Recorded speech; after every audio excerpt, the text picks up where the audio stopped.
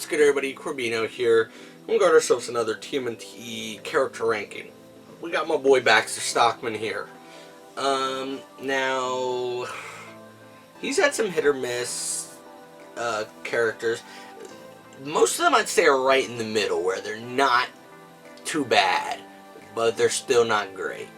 But let's go ahead and start this off with number 5, the 2018 Baxter Stock Boy from TMNT Rise, or Rise of the TMNT or whatever.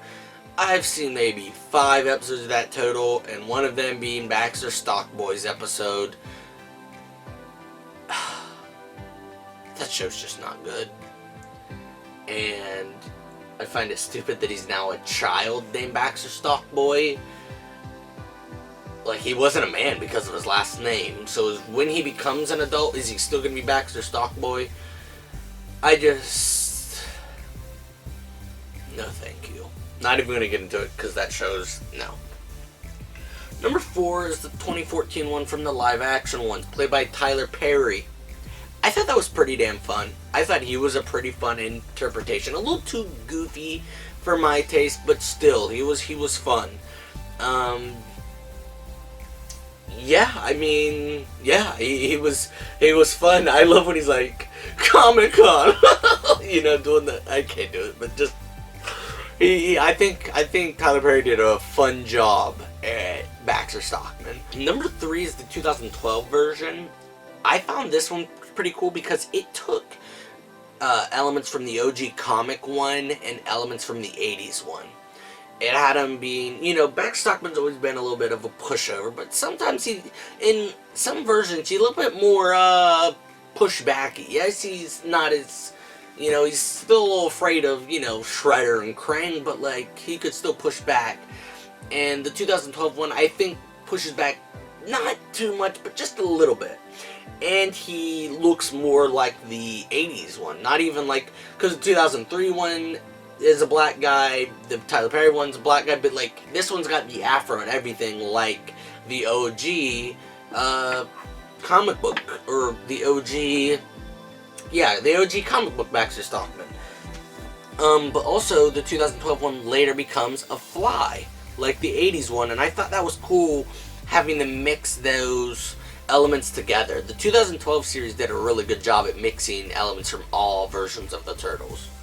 Number 2 is the 80s. The 80s one is sort of what most people are used to, and I don't know if this is true, but I'm pretty sure I read somewhere that the reason why Stockman is a white guy in the cartoon instead of black like the comics is because people were still kind of racist. I mean, they are still racist today, just not as much, I guess, and they didn't want people thinking, yo, why do you have a black guy as the villain?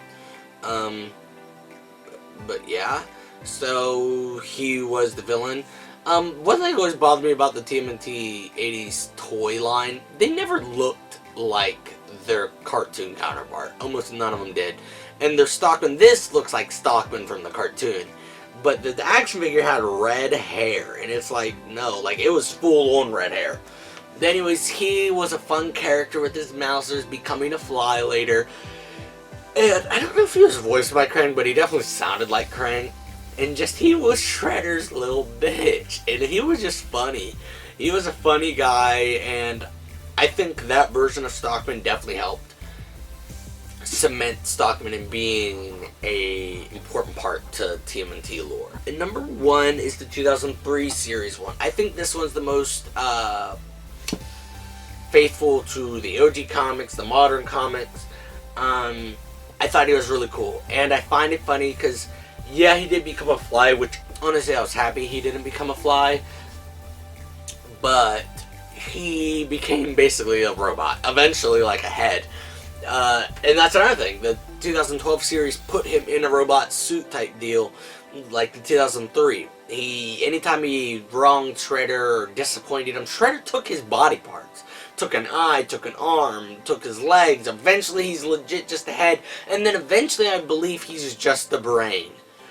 Yeah, I thought that version was a great Baxter Stockman, and it's a little crazy how far Shredder went with him, but I loved it nonetheless.